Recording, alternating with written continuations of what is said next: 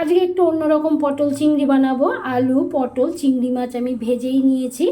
এখানে রয়েছে সমস্ত পেস্ট, পেঁয়াজ, টমেটো আর সব গুঁড়ো মশলাটাকে আমি একসাথে মাখিয়ে নিয়েছি। ফোড়নে থাকছে গোটা জিরে, গরম মশলা, আর এখানে রয়েছে পোস্তর পেস্ট, আর সবার শেষে দেব কোকোনাট মিল্ক, ঘি আর নুন চিনি তো স্বাদ অনুযায়ী থাকবে, আর তার সাথে ঝালটা আপনাদের অনুযায়ী, পরিমাণ অনুযায়ী দেবেন।